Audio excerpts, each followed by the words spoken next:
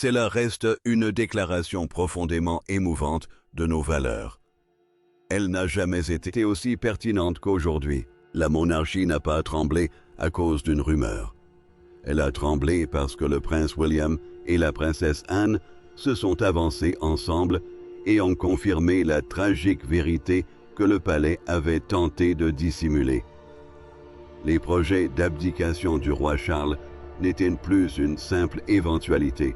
Ils étaient devenus une préparation active. En un instant soigneusement orchestré, le futur roi et le plus ardent défenseur du devoir royal ont admis que la couronne se préparait déjà à l'après-Charles. Avant d'approfondir ce que cela signifie réellement pour la famille royale, abonnez-vous pour ne manquer aucune information. William a compris la portée de la phrase avant même qu'il ne l'ait terminée. Le prince savait qu'il ne s'agissait pas d'un simple message du palais, ni d'une énième déclaration anodine destinée à rassurer l'opinion publique. C'était le moment où la famille cessait de se cacher derrière des formules bien choisies. Anne se tenait à ses côtés, immobile, comme quelqu'un qui porte une douleur qu'il n'ose pas exprimer.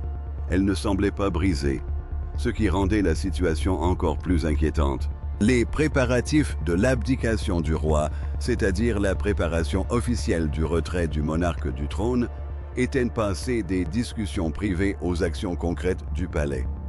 Charles sentit le silence se faire autour de lui après la confirmation. Le monarque n'avait été ni destitué, ni contesté, ni publiquement écarté. Il avait permis que la vérité éclate car le poids de la couronne était devenu trop lourd à porter en secret. Une couronne n'est pas qu'un symbole précieux. Elle représente les devoirs, les décisions, les cérémonies et les responsabilités constitutionnelles de la monarchie. Pour Charles, ce poids était devenu personnel. Pour William, il était devenu urgent. Pour Anne, il était devenu un devoir qu'elle ne pouvait plus reporter.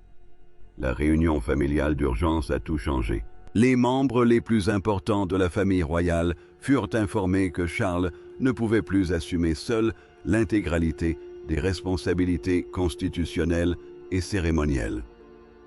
Un devoir constitutionnel est la responsabilité formelle qui incombe à un monarque au sein du système de gouvernement du pays, même lorsque le pouvoir politique appartient à des dirigeants élus. La salle ne s'embrasa pas, elle resta figée. William écoutait comme si chaque mot le rapprochait du trône auquel il s'était préparé toute sa vie, mais qu'il n'avait jamais souhaité atteindre à cause du déclin de son père. Anne observait Charles attentivement, non pas comme une figure royale distante, mais comme son frère. Charles posa sa plume sans dire un mot. Ce léger bruit avait plus de poids qu'une parole. Le roi ne renonçait pas seulement à la maîtrise de son emploi du temps ou de ses obligations. Il renonçait à l'illusion que tout pouvait continuer comme avant. Guillaume l'a compris, Anne l'a compris. Et quelque part au-delà de ce cercle fermé, Camilla allait bientôt comprendre que certains aspects de l'avenir avaient déjà été tracés sans qu'elle y ait contribué. Le visage d'Anne se durcit lorsqu'un conseiller mentionna le mot privé de Charles. Le compte-rendu écrit de cette réunion décrivit plus tard ce mot comme bref, personnel et scellé dans un dossier de transition. Un dossier de transition est un document de planification privée servant à organiser les rôles, les accès, les responsabilités et le calendrier lors d'un changement majeur au sein de la famille royale.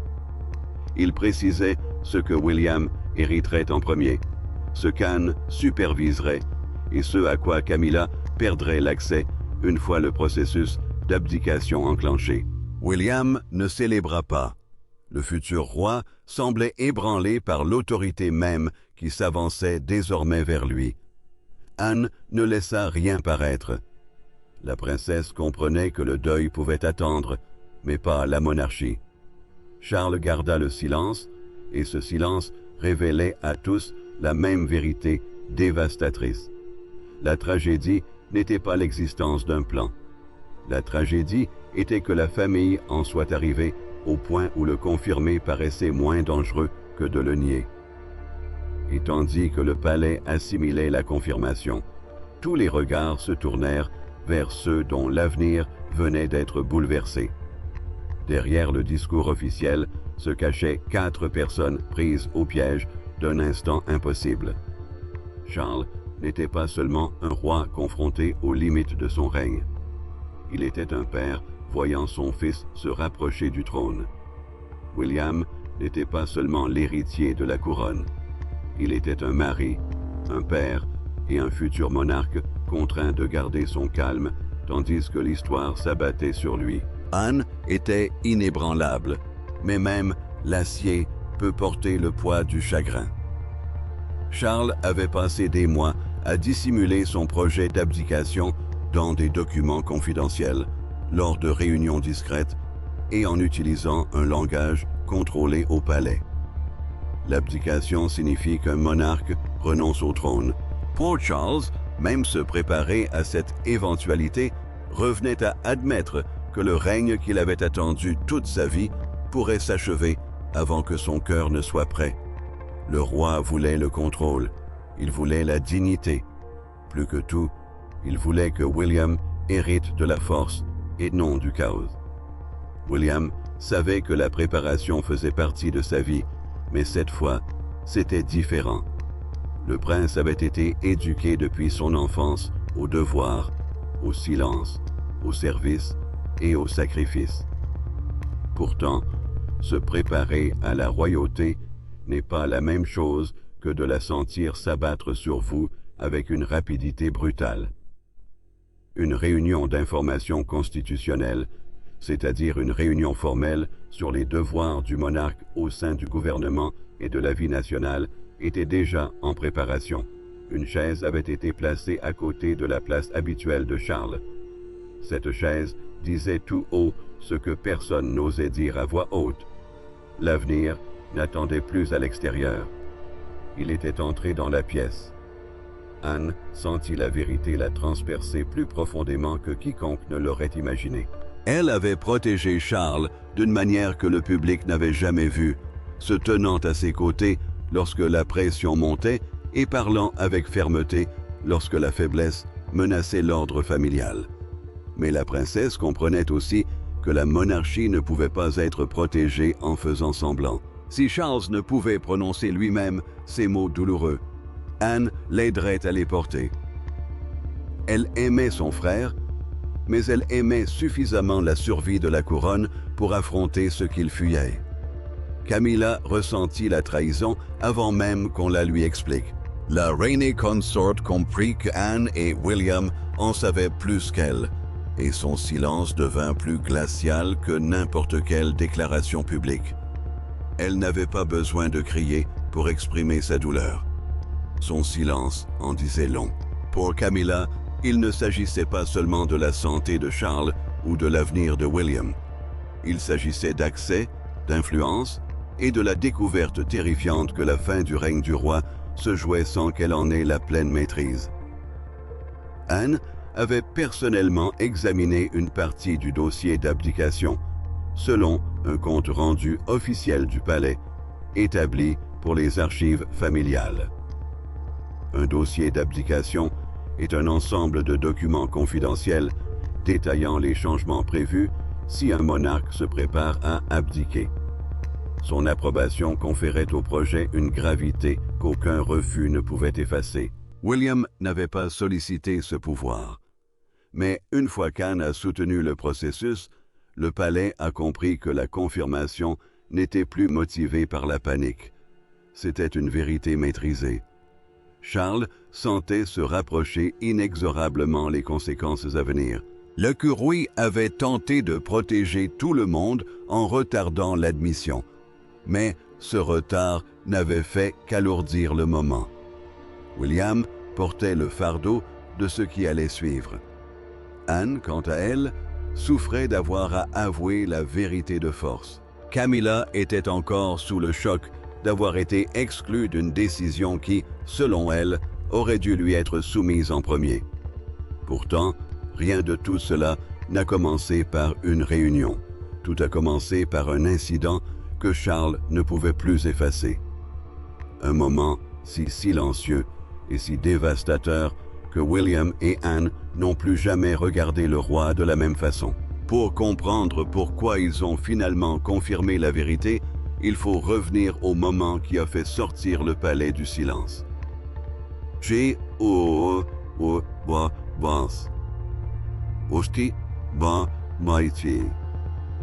Chaque crise royale a un moment dont tout le monde se souvient. Cette fois-ci, il ne s'agissait ni d'un discours, ni d'une apparition au balcon, ni d'une cérémonie d'État. C'était un dîner privé à Windsor où Charles prit un dossier de synthèse, marqua une pause et demanda discrètement à William de terminer sa lecture. Ce bref instant fut l'élément déclencheur. Anne l'a vu, William l'a compris, et le palais n'a plus jamais été le même. Charles a essayé de faire paraître la demande banale. Le couronné haussa passe le ton, ne s'expliqua pas, ne chercha pas la compassion. Il s'arrêta simplement au milieu du dossier de synthèse et tendit les mots à William. Un dossier de synthèse est un ensemble de documents préparés servant à guider une réunion royale, souvent remplie de tâches, de noms, d'horaires et de décisions qui doivent être traitées avec précaution. Dans cette pièce, il prit une toute autre dimension. Il devint le premier signe évident que Charles n'était plus seulement fatigué. Il était aux prises avec une lourde responsabilité. William sentit l'atmosphère changer autour de lui. Le prince avait déjà lu d'innombrables documents, mais cette fois, c'était différent, car Charles ne lui demandait pas de l'aider pour une seule page. Le roi lui demandait silencieusement de porter une part du pouvoir lui-même. William baissa les yeux sur les mots, puis les releva vers son père, et la signification le frappa de plein fouet. Il ne s'agissait pas d'une simple délégation. Déléguer, c'est confier une tâche à quelqu'un d'autre pour obtenir de l'aide, mais là, c'était plus profond, plus triste et bien plus définitif. Anne vite si que William peina à comprendre. La princesse observa Charles baisser les yeux et pour une fois, elle ne le contredit pas. Anne était connue pour sa force de caractère, mais cette fois, son silence fut plus blessant qu'une réplique cinglante. Elle prit le dossier, le referma doucement et laissa la vérité imprégner l'assemblée. Charles avait attendu toute une vie pour la couronne, et pourtant, le poids de ce fardeau l'obligeait à la révéler avant que quiconque ne soit prêt. Ce dîner marqua un tournant décisif, transformant une inquiétude secrète en preuve irréfutable. William comprit que l'avenir n'était plus lointain. Anne comprit que protéger Charles impliquait d'agir avant que la faiblesse ne se traduise par un préjudice public. La monarchie était en jeu, car une simple fissure visible au sommet pouvait ébranler la confiance dans tous les devoirs, toutes les cérémonies et tous les engagements pris par la famille envers le pays. Anne demanda un examen privé des notes relatives à la transition successorale après cette nuit-là, selon un compte-rendu du palais établi pour les archives familiales internes. Les notes de transition successorale sont des documents de planification expliquant comment les fonctions royales sont transférées d'une personne à l'autre lors d'une succession. La princesse a forcé la main avec une précision calme et les conseillers ne pouvaient plus feindre l'inaction. Le dossier d'abdication existait déjà. Charles y avait inscrit une instruction manuscrite. William devait être protégé de tout retard, division et ingérence. Les paroles du roi, sans emphase, furent pourtant dévastatrices. Il connaissait le danger. Il savait que la famille pourrait se diviser face à cette transition. Il savait que Camilla pourrait percevoir le processus comme une perte d'influence, tandis que William le verrait comme un fardeau qu'il n'avait jamais souhaité hériter de cette manière. William conservait précieusement le souvenir de ce dîner, car il expliquait tout ce qui s'était passé ensuite, et le portait comme une preuve. Charles, lui, le portait comme une honte. Et lorsque Camilla apprit plus tard cela, ce moment de calme à Windsor avait déclenché la procédure officielle, et sa réaction n'apporta aucun réconfort. Elle provoqua de la colère. La tristesse silencieuse de ce dîner laissa bientôt place à la confrontation. Et la pièce suivante où Charles entra n'était plus paisible. La confrontation n'eut pas lieu en public. Elle se déroula à huis clos, sans caméra, sans cérémonie, sans possibilité de fuite. William se tenait face à Camilla. Anne restait près de Charles.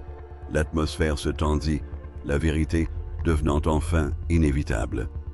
Le projet d'abdication n'était plus murmuré dans les couloirs. Il était désormais sur la table. Et chacun, dans cette pièce, savait que l'ancien ordre s'effondrait. Camilla a exigé cette réunion car le silence était devenu une insulte. La reine consort voulait savoir pourquoi William et Anne avaient été autorisés à confirmer certains aspects du plan de transition, alors qu'elle devait découvrir la vérité une fois les décisions déjà prises. Un plan de transition désigne le dispositif confidentiel encadrant le transfert des fonctions, des droits de visite et de l'autorité d'un membre de la famille royale à un autre. Pour Camilla, il ne s'agissait pas d'une simple question de procédure. Cela touchait à sa place auprès de Charles, à son droit de regard sur ses décisions finales et à sa crainte d'être écarté avant même la fin du règne. William refusa de répondre avec colère.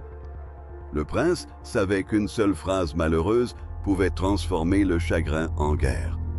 Il choisit donc ces mots avec soin.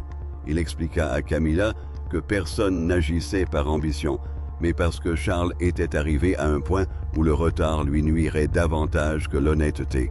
La Retenway de William rendit l'instant plus poignant. Camilla attendait de lui une émotion. Le futur roi lui laissa le contrôle. Anne, près de Charles, observait la tension monter autour du roi. La princesse ne haussait pas la voix, mais chaque mot résonnait avec force. Elle dit à Camilla que protéger Charles importait désormais plus que de préserver la position de quiconque. Cette phrase changea l'atmosphère. Elle fit passer le combat pour une question de survie, dépassant ainsi le cadre de l'orgueil personnel.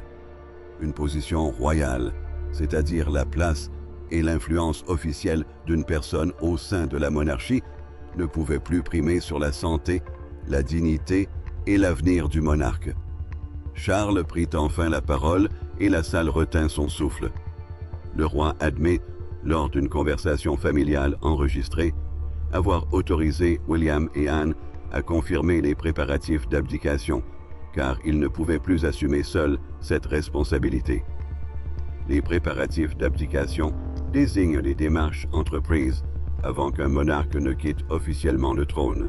Charles ne l'a pas dit avec emphase.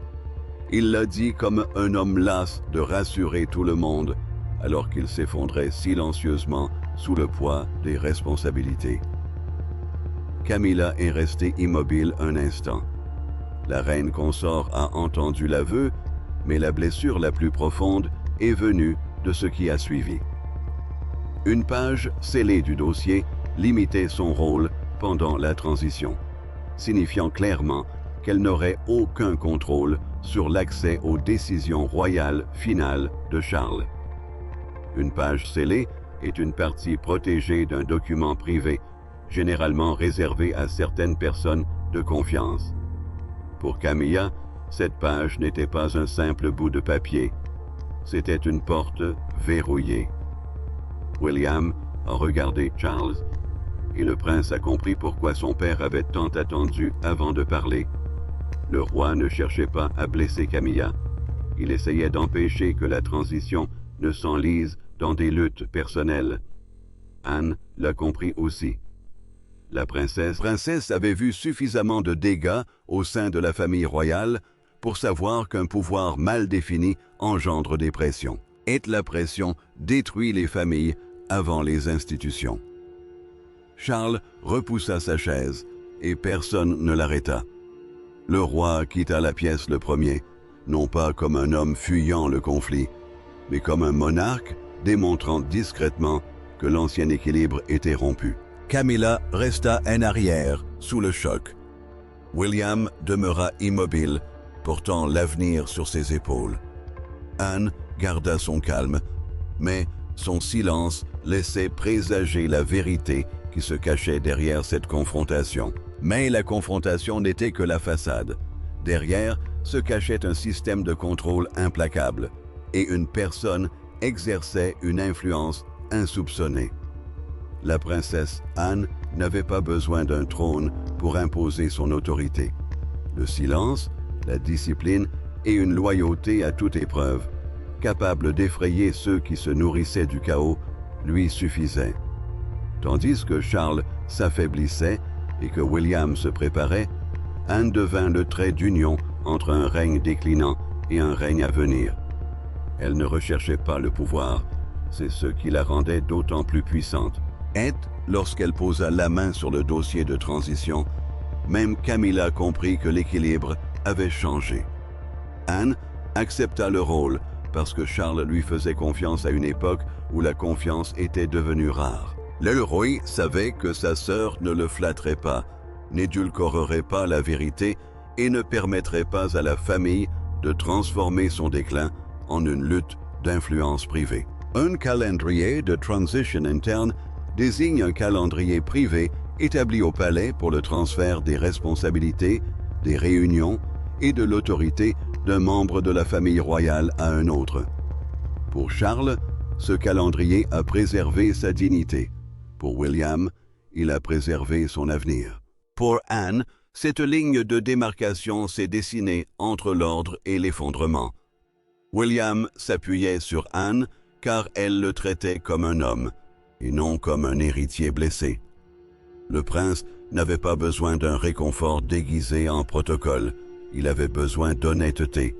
Anne la lui offrit sans hésiter. Elle lui indiquait quand attendre, quand parler et quand laisser la peur se faire passer pour de la patience.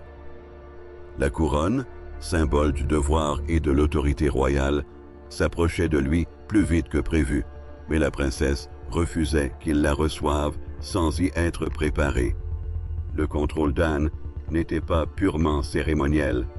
La princesse gérait le calendrier, les accès de la famille et les informations privées que William recevait avant la passation de pouvoir officielle. Une passation de pouvoir officielle désigne le transfert planifié des principales responsabilités d'un membre de la famille royale à un autre. C'était crucial, car un mauvais timing aurait pu embarrasser Charles. Un accès inapproprié pourrait le mettre sous pression, et de fausses informations pourraient laisser William accéder au pouvoir presque à l'aveuglette. Anne comprenait le danger. Elle avait vu des erreurs royales se propager à partir de petites failles. Charles se sentait à la fois protégé et vulnérable face à sa force. Le roi avait besoin de quelqu'un d'assez courageux pour dire ce qu'il ne pouvait pas. Pourtant, chaque décision d'Anne lui rappelait qu'il ne portait plus seul le pouvoir. Il l'aimait pour cela. Il en souffrait aussi. C'était là le cruel équilibre. Sa loyauté l'a sauvé du chaos, mais elle a aussi prouvé que l'ancien système ne pouvait plus perdurer. Camilla observait l'influence d'Anne avec une froide inquiétude. La reine consort comprenait que la princesse ne cherchait pas à se faire remarquer, ce qui la rendait plus difficile à contester. Camilla pouvait certes critiquer l'ambition, elle pouvait remettre en question les émotions, mais l'autorité d'Anne reposait sur la discipline, et la discipline est difficile à remettre en cause sans paraître désespérée. La reine consort vit le dossier de transition entre les mains d'Anne et comprit que l'accès aux décisions finales de Charles ne lui appartenait plus exclusivement. Anne découvrit un désaccord au sein du palais quant au délai de publication de l'annonce de l'abdication, selon un compte-rendu de l'examen de la transition. Une annonce d'abdication désigne le message public officiel expliquant qu'un monarque a l'intention de renoncer au trône. Certains souhaitaient un délai, espérant que Charles puisse recouvrer suffisamment de force pour apaiser les tensions. D'autres craignaient que le retard ne donne l'impression que la vérité était dissimulée. Anne, elle, ne s'est pas inquiétée. Elle a étudié le dossier et n'a posé qu'une seule question. À qui profite l'attente? William a trouvé la réponse dans la clause cachée que Charles avait déjà approuvée.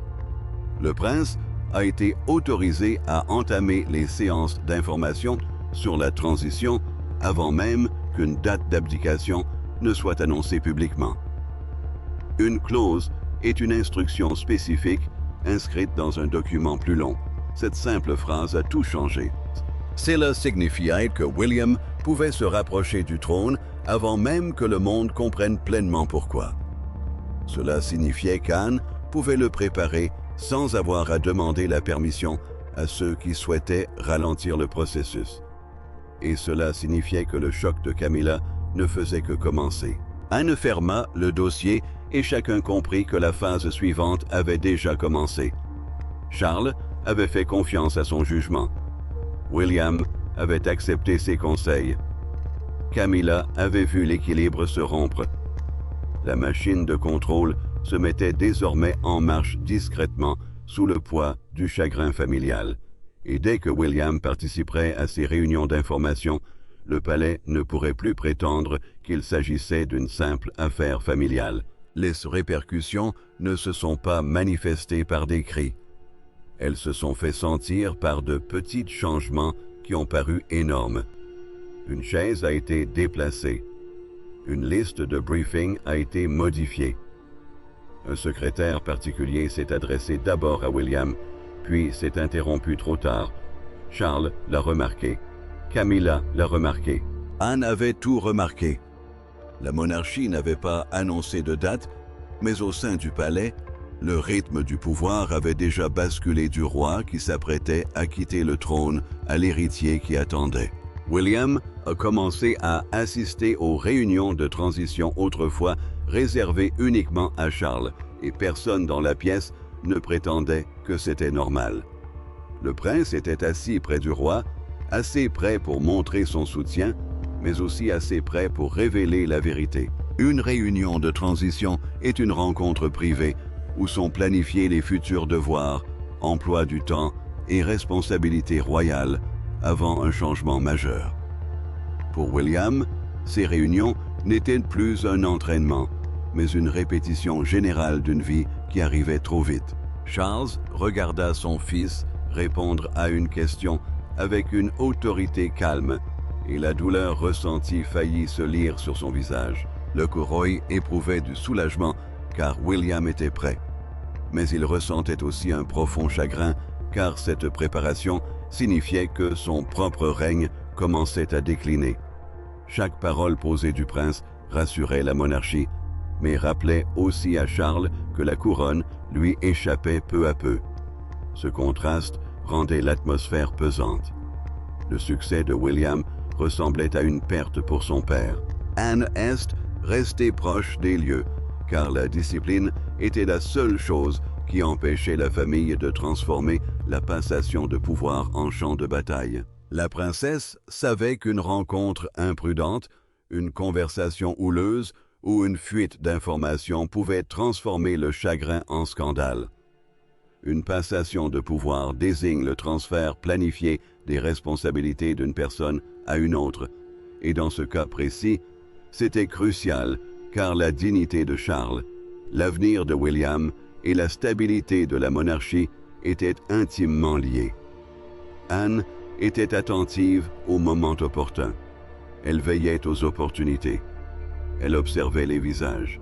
Camilla ressentit le changement avec une acuité particulière après la fin de la réunion d'information. La reine consort, assise seule, retira lentement ses gants, comme si chaque petit mouvement l'aidait à assimiler ce qui venait de se passer.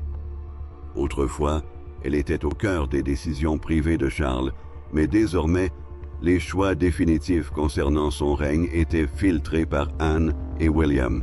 Camilla n'avait besoin de personne pour en comprendre le sens. Elle le comprenait parfaitement. L'influence ne s'était pas évanouie d'un coup. Elle avait été réduite progressivement, discrètement. William remarqua le calendrier du palais avant même que quiconque n'en parle à voix haute. Plusieurs apparitions publiques avaient été modifiées, le prince étant marqué à la place du nom de Charles. Le calendrier du palais est le document officiel qui répertorie les obligations, les événements et les apparitions de la famille royale. C'était important car, au sein de la monarchie, les calendriers ne sont pas de simples dates, ils sont des symboles de priorité, de visibilité et de pouvoir. Guillaume voyait son avenir inscrit dans ces pages avant même que le public ne prenne conscience des changements. Anne a reçu un avertissement privé lors d'une conversation enregistrée avec un haut responsable du palais. Le message était sans détour. Retarder le processus pourrait causer plus de tort que de le confirmer pleinement. La princesse ne broncha pas. Anne comprenait que ce délai pouvait apaiser les tensions pendant quelques jours, mais qu'il risquait d'éroder la confiance pour des années. Charles avait besoin de protection, mais pas d'une protection fondée sur le silence. William avait besoin de se préparer, mais pas d'une préparation si profondément dissimulée qu'elle ressemblait à de la peur. Charles sentait la machinerie se mettre en marche autour de lui, et, pour une fois, le roi semblait las de faire semblant de pouvoir la ralentir. Il observa William rassembler ses notes. Il observa Anne fermer le dossier. Il savait que Camilla s'était repliée sur elle-même, blessée et silencieuse. Charles demanda alors au prince de rester. Les mots furent prononcés à voix basse, mais ils changèrent l'atmosphère de la journée. William s'arrêta. Anne comprit et partit sans aggraver la situation. Camilla ne fut pas invitée à revenir. La machinerie du palais s'estompa et il ne restait plus que la famille. Pour une fois, point d'aide de camp avec leur dossier, point de courtisans rôdant aux portes, point de formule soigneusement préparée pour adoucir le choc. Charles et William étaient assis ensemble dans une pièce privée, et le silence qui régnait entre eux portait le poids de décennies de devoirs, de déception, d'amour et de peur. Le roi ne prit pas la parole en premier, comme un monarque. Il parla comme un père, et William écouta comme un fils qui savait que l'enfance était définitivement terminée. Charles demanda à William de rester, car la réunion avait rendu toute la vérité trop crue.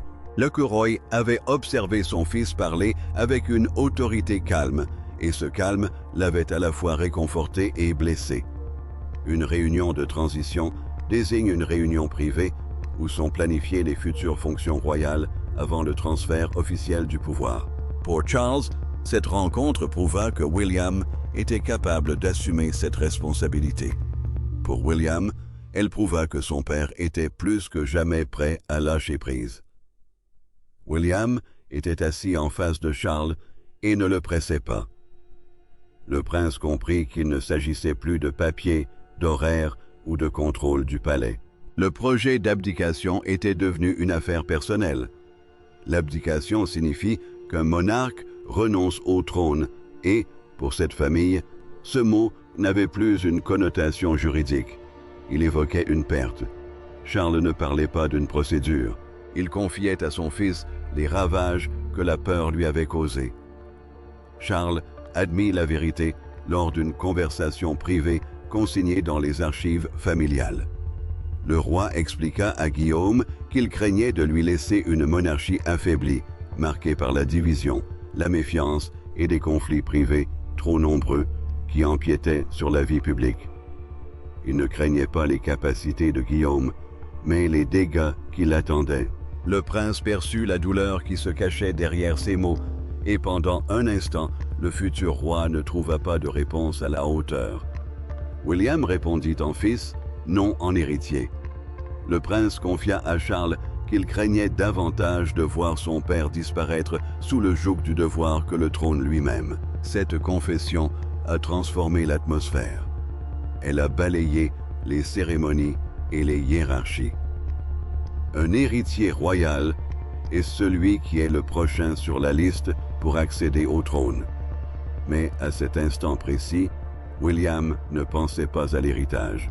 Il songeait à perdre des morceaux de son père au profit d'une couronne qui n'avait de cesse d'en demander davantage. Charles baissa les yeux lorsque William lui prit la main. Le geste fut bref, presque fragile, mais il portait plus de vérité que n'importe quelle déclaration officielle. Le roi avait passé sa vie à maîtriser ses émotions. Pourtant, ce simple contact a brisé la distance que le devoir avait érigée entre eux. Guillaume ne s'accrochait pas au pouvoir. Il s'accrocha car son père paraissait fatigué et parce que le silence exprime parfois ce que la loyauté ne peut dire. Charles révéla alors pourquoi Anne avait été impliquée si étroitement dans le processus. Le roi confia à Guillaume qu'il avait demandé à la princesse de le protéger des résistances internes, car il savait que certains membres de la famille tenteraient de retarder la passation de pouvoir. Une passation de pouvoir désigne le transfert des responsabilités et de l'autorité d'une personne à une autre. Charles faisait confiance à Anne car elle ne cédait pas aux pressions. Et William lui faisait confiance car elle lui disait la vérité avant que d'autres ne l'édulcorent. William comprit immédiatement l'avertissement. Le prince savait que le retard pouvait paraître respectueux de l'extérieur tout en causant des dommages insidieux de l'intérieur. Il promit à Charles qu'il ne se précipiterait pas sur le trône par ambition, mais qu'il ne le retarderait pas non plus par peur. Cette promesse apporta au roi ce que les mots de la cour n'auraient jamais pu accomplir. Cela lui apporta la paix. Cela lui assura que William porterait la couronne avec retenue et non avec avidité. Charles accepta cette promesse dans un silence qui semblait définitif. La passation de pouvoir, empreinte d'émotion, avait commencé non par une proclamation, non par une cérémonie, mais par la confiance d'un père envers son fils, capable de surmonter ce qu'il ne pouvait plus porter seul. William quitta cette pièce transformée. Charles resta sur place, à la fois plus léger et plus triste. Une fois la paix retrouvée entre le père et le fils en privé, le monde extérieur s'enflamma publiquement. Au matin, le palais ne put plus contenir le poids de ce que William et Anne avaient confirmé. La nouvelle a secoué la Grande-Bretagne comme le glas d'un enterrement et d'un couronnement simultané. On n'a pas seulement appris que Charles envisageait d'abdiquer, on a ressenti la fin d'une époque familière. Dans cette première vague de réaction, le chagrin et l'espoir se côtoyaient. William paraissait calme, car le calme faisait désormais partie de son devoir. Le prince est apparu en public avec le visage mesuré d'un homme conscient qu'un seul tremblement, une seule phrase maladroite, une seule émotion incontrôlée pouvait aggraver le choc national. La réaction du public désigne la manière dont les gens ordinaires, les médias et les personnalités nationales réagissent lorsqu'un événement majeur de la monarchie est révélé. C'était important, car la monarchie survit non seulement par la loi, mais aussi par la croyance. Si le peuple croyait que la passation de pouvoir était maîtrisée, la couronne pourrait souffler. S'il croyait que c'était le chaos, les dégâts se propageraient rapidement. Charles resta derrière les murs du palais, tandis que le pays prononçait son nom avec une tristesse plus douce. Le roi n'était pas parti, pourtant beaucoup de gens commencèrent à le pleurer comme si un chapitre s'était déjà refermé. Les médias ont présenté la confirmation de William et Anne comme le signe le plus clair à ce jour que son règne entrait dans sa phase finale. Cette affirmation a eu un impact considérable, car un règne désigne la période pendant laquelle un monarque siège sur le trône. Pour Charles, il ne s'agissait pas seulement d'une question de temps. C'était le rêve d'une vie qui se rétrécissait sous la pression. Anne se retrouva, de façon inattendue, au centre du débat national. Un journaliste décrivit la princesse comme la gardienne de la passation de pouvoir, et cette expression changea tout. Une passation de pouvoir désigne le transfert planifié des responsabilités d'un membre de la famille royale à un autre. Mais, lorsque le public a appris que cela était lié à Anne, il a compris qu'elle n'était pas restée en retrait. Elle veillait au bon déroulement du processus. Elle protégeait Charles. Elle protégeait William des luttes familiales qui auraient pu transformer une transition douloureuse en un scandale public. Une foule s'est rassemblée devant Buckingham Palace. Certains tenaient des fleurs, d'autres restaient silencieux, comme attendant que l'histoire se prononce. Le palais de Buckingham est la résidence londonienne officielle du monarque, et les instants passés devant ces grilles deviennent souvent des symboles du sentiment national. Ce matin-là, le sentiment était complexe. Certains semblaient profondément attristés pour Charles. D'autres, en revanche, regardaient William avec une attente silencieuse. La même foule a prononcé les adieux et les premiers mots à la fois. Camilla observait la réaction du public dans un silence qui ressemblait à une défaite. La reine consort comprenait que le pays ne cherchait pas à savoir si elle avait été blessée par cette décision. Le pays cherchait à savoir si Charles serait protégé et si William était prêt. Ce changement l'a blessé plus que n'importe quelle critique. Camilla avait craint de perdre de l'influence au sein du palais, mais elle voyait maintenant quelque chose de plus froid se dessiner à l'extérieur, une histoire publique se déroulant sans elle au centre.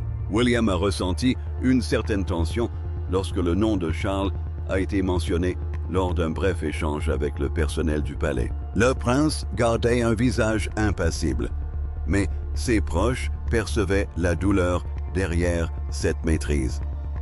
On le félicitait pour sa disponibilité, alors même qu'il pleurait la raison pour laquelle cette disponibilité était si importante. C'était là le plus cruel. Plus William paraissait fort, plus le déclin du règne de Charles devenait une réalité tangible. La une d'un journal résumait l'état d'esprit du pays avec une simplicité brutale. Une photo en noir et blanc de Charles figurait sous le titre « Le long adieu ». Ces mots se sont répandus rapidement car ils disaient ce que le langage officiel ne pouvait pas dire. La couronne était toujours là, la couronne était toujours là, mais quelque chose d'émotionnel avait déjà commencé à s'achever. Les conseillers du palais s'efforçaient de maintenir le calme, mais la confirmation de William et Anne avait plus de poids que n'importe quelle assurance préparée. Le public Anne avait assez vu. La famille avait changé. Le pays l'avait ressenti. Et lorsque le tumulte extérieur s'est estompé, la signification du moment est devenue douloureusement claire au sein même de la monarchie. Au final, la tragédie n'était pas tant que le roi Charles ait envisagé d'abdiquer, mais plutôt que leur confirmation ait forcé chacun à admettre ce que l'amour, la loyauté et le protocole avaient tenté de dissimuler. Un règne s'apprêtait à prendre fin avant que la famille ne soit émotionnellement prête. Un fils s'apprêtait à prendre sa place avant même que le pays n'ait fait ses adieux. Et Anne, imperturbable jusqu'au bout, fut le témoin du chagrin et du devoir. William comprit que la confirmation avait franchi une limite qu'aucune déclaration du palais ne pourrait effacer. Le prince et Anne avaient fait passer les projets d'abdication de Charles du domaine privé à la réalité royale. L'abdication signifie qu'un monarque choisit de se retirer du trône, et pour cette famille, ce n'était plus une simple possibilité d'avenir, c'était la vérité enfin révélée. La monarchie avait toute son importance, car elle ne pouvait survivre dans le seul silence. Elle avait besoin d'ordre, elle avait besoin d'un moment opportun, elle avait besoin du courage de ceux-là même qui souffraient le plus. Charles sentit le poids de l'acceptation s'abattre sur lui. La plus grande défaite du roi ne fut pas la perte de son autorité, car celle-ci avait déjà commencé à glisser entre les mains de Guillaume. Sa véritable souffrance venait de la prise de conscience que sa famille devait l'aider à la céder avec dignité. Un règne désigne la période pendant laquelle un monarque siège sur le trône. Mais pour Charles, c'était aussi une vie d'attente, de sacrifice et d'espoir. Désormais, ce règne était protégé par la préparation de sa fin. Et le monarque savait qu'il n'y avait pas de manière plus digne d'y faire face. William n'a pas considéré ce moment comme une victoire. La force du prince venait de sa retenue, non de sa soif de pouvoir. Il accepta cette responsabilité sans la saisir trop vite. Et cela importait, car le pays avait besoin de voir du devoir, non de l'ambition. William savait qu'un faux pas pouvait donner l'impression que Charles était mis à l'écart. Il savait aussi qu'un retard trop important pouvait faire paraître la monarchie apeurée. Le futur roi se trouvait donc au cœur d'une situation délicate, portant à la fois la dignité de son père et la survie de la couronne. Anne se révéla décisive car elle refusa que le deuil ne dégénère en désordre. La princesse préserva l'unité familiale, garda le contrôle du processus et s'assura que Charles ne soit pas humilié par la transition. Une transition désigne le transfert planifié des devoirs et de l'autorité d'une figure royale à une autre. Dans un compte-rendu officiel du palais, établi après la confirmation, le rôle d'Anne fut décrit comme un commandement protecteur, une expression qui la caractérisait parfaitement. Elle ne s'empara pas du pouvoir. Elle maintint le cap lorsque tous les autres étaient trop affaiblis pour le faire. L'influence réduite de Camilla révéla une vérité plus profonde. La reine consort n'avait pas été écartée, mais la dernière phase du règne de Charles ne serait plus façonnée par des privilèges restreints ou des pressions privées. Camilla comprit qu'Anne et William étaient devenus les gardiens de confiance de l'avenir. Cette prise de conscience la blessa car elle montrait en qui le roi avait placé sa confiance ultime. La couronne, symbole du devoir royal, du pouvoir et de la continuité nationale, était protégée par ceux chargés de la préserver et non par ceux qui luttaient pour rester au plus près d'elle. Charles n'a pas été effacé, Guillaume n'a pas été couronné par ambition, Anne n'a pas pris le pouvoir pour elle-même. Camilla n'a pas été anéantie, mais elle a dû accepter un rôle moins important dans le dernier chapitre. Chacun a joué un rôle douloureux dans cette transition historique, et chaque rôle a révélé la vérité cachée sous le silence du palais. La monarchie a choisi de survivre dans la douleur. Elle a cessé de faire comme si de rien n'était, et ce faisant, elle a trouvé la seule voie honnête pour l'avenir. La confirmation a clos un chapitre dans la tristesse, mais elle a aussi donné à la monarchie ce dont elle avait désespérément besoin, l'ordre, l'honnêteté et un avenir suffisamment solide pour porter le poids du passé. Merci d'avoir regardé. N'oubliez pas de liker et de vous abonner, et on se retrouve pour une prochaine vidéo.